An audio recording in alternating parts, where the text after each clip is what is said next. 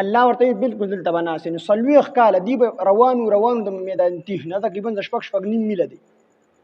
او شاړه علاقه ده میدان دی نو پای کې به دې سفر کو چې ماښام به شو سمبلاستو سار برا پاسې د بیا بخپل ځای ته راغلي سلويخ کاله دی میدان تیه کې نظر بندو او الله په د هر څه باوجود دوره انعامات کړیو چې الله پاک جل جلاله دې د سوري د پاره په وریځ راوست ځکه ته کې ونه وینا نو الله به د سوري د پاره وریځ بد دي د سرون د پاسه سوري په وریځ کړي او من او سلوا به ورته ورکول د خوراک ته پاره من هغه خوږ سیز او سلوا مړزان او دی چې کومې کپڑے په غاړه باندې وي نو هغه به نه شلیدلی نه به زړېدلی او یو هوا به راوال وتله ګنده شوي به هغه پاکې کړي ماشوم به پیدا شو دغه سره کپڑے پیدا شوي او هغه چې ماشوم به سوره لویېدو دوره به سره کپڑے لویېدي ځکه څلوېښت کاله ډېره لویه موده ده دغه رنګ د رڼا دپاره الله پاک جل جلاله د ځمکې او د اسمان په منځ کې اوستنه غوندې قایم کړه چې به دې ته رڼا کول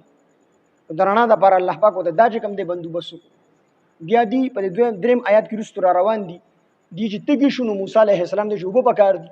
نو موسی علیه السلام سره یوه ګټه وه هغې له امسه را پرېښودله لښته یې وله را پرېښوده د هغې د ټولو طرفونو نه درې چینې روان شو د څلورو طرفونو او د 12 قبیلې وي نو 3-4 بار څلور طرفونه شو درې چینې شو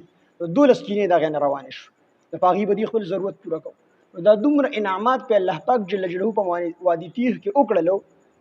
سره د دې د ګناهونو چې دی په هر قدم د الله پاک نافرمانی کوله بیا الله هم دومره لوی ذات دی چې د دې هغه نافرمانی ته ونه کتل او الله په هغه حالاتو کې هم قسمه انعامات وکړل بیا دی په دغه دوران کې اوه څلوېښت کاله پس اصل کې حضرت موسی علیه السلام او حضرت هارون علیه السلام دواړه دې سره دغلته کې نو هارون علیه السلام د موسی علیه السلام 3 کاله مخکې وفات شو او موسی علیه السلام 3 کاله دې سره وو چې کله دغه د وفات وخت نږدې راغی هغه د الله نه سوال وکړ الله پاک زه په دې قوم کې نور پاتې کېدل نه غواړم ما د اجازت وکړه چې زه لاړ شم او زما مرګ په بیت المقدس کې راشي یا بیت المقدس سره نږدې راشي نو الله پاک موسی علیه السلام د اجازت ورکو هغه روان شو روانو نو بیت المقدس ته نږدې هغه ته چې کوم دی مرګ راغی او هلته کې چې کوم دی دغه قبر جوړ شو بیا الله پاک جل جلاله حضرت یوشع بن نون علیه السلام چې دا ډومبې د حضرت موسی علیه السلام خادمو د دې واقعیا به وروسته را روانه د خضر علیه السلام او د یوشع بن نون او د حضرت موسی علیه السلام 15مې سپارې په آخر کې د دې واقعیا به ذکر ده نو د یوشع بن نون ډومبې د حضرت موسی علیه السلام خادمو بیا الله پاک جل جلاله د پیغمبري ورکړه او الله پاک دې ته ویلو چې تاسو به جهاد کوئ د شام والا سره چې هلته کې کوم قوم عمالقه بعد دې ستاسو په ځمکو باندې قبضې کړي دي په شام کې د هغې سره به جهاد کوئ نو چې کله تاسو جهاد وکئ نو بیا به ستاسو سوال زه پوره کوم نو بیا د حضرت یوشع علیه السلام په سرپرستۍ کې موسی علیه السلام لاړو حضرت هارون علیه السلام لاړو د یوشع بن نون علیه السلام په سرپرستۍ کې دی د قوم عمالقه چې بعضې حضرات وي چې دا قوم عمالقه د قوم عاد نه پاتې شوي خلک دا ډېر پهلوانان دي به ځکه سمې نه راغلي نو د یوشع علیه السلام په سرپرستۍ کې دی جهاد وکړو او د جمعې په ورځ ورته الله پاک دوی ته فتح ورکړله دی بني اسرائیلو ته او حضرت یوشع بن نون علیه السلام ته چې فتح ورته ورکړله نو دی درخواست وکړو چې الله پاکه مونږ خو د یو قسمه خوراک نه تنګ راغلي لکه دغه منه سلوا په نور څه نشته دي مونږ غنم غواړو مونږ چې کوم دی مسور غواړو مونږ چې کوم دی وربشې غواړو مونږ ساګونه غواړو مونږ پیاز غواړو دا ټولې مطالبې چې کوم دی الله ته مخې ته کړئ الله پاک ته چې مونږ داسې ځای ته ورغږي چې دا ټول څیزونه پکې الله پاک ورته وفرمایل چې دا خو یو شاړ میدان دی دلته کې خو نشته دی خو تاسو یې پلانګي ښار ته ور داخل شئ خو چې هلته کې کله داخلېږئ نو 2 قسمه آداب به څرګندوئ یو به قولي چې کوم څیز درته زه یم هغه په ژبه باندې وایئ او یو به بدني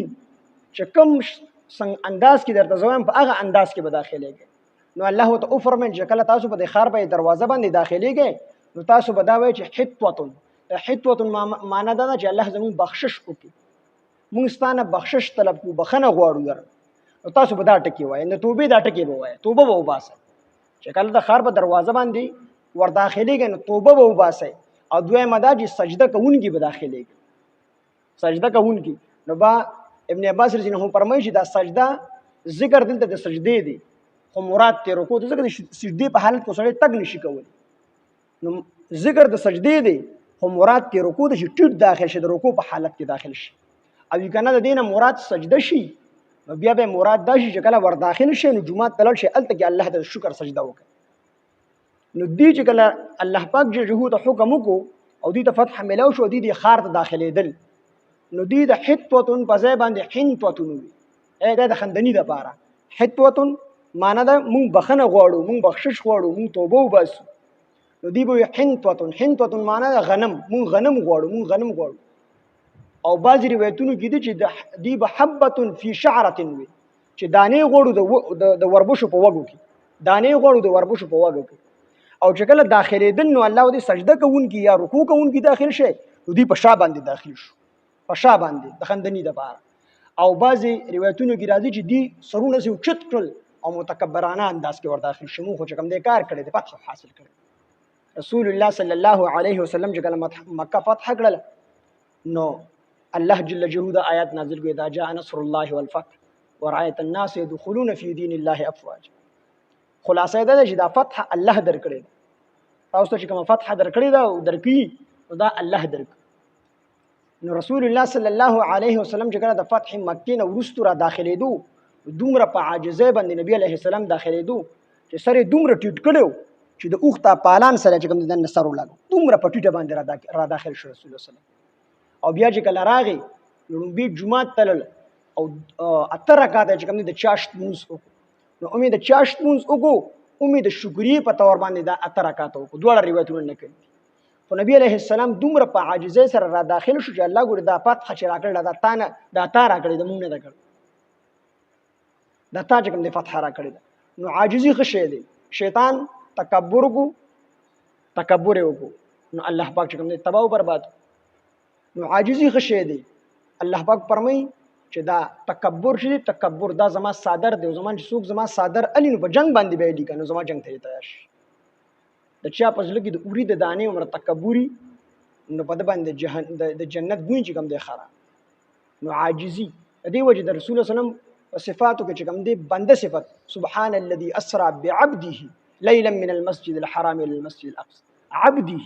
د نبی علیه السلام د لپاره د عبد نوم استعمال کړي. دغه رنګ په نومونو کې د ټولو نه بهترین نمونه عبد الله او عبد الرحمن دي.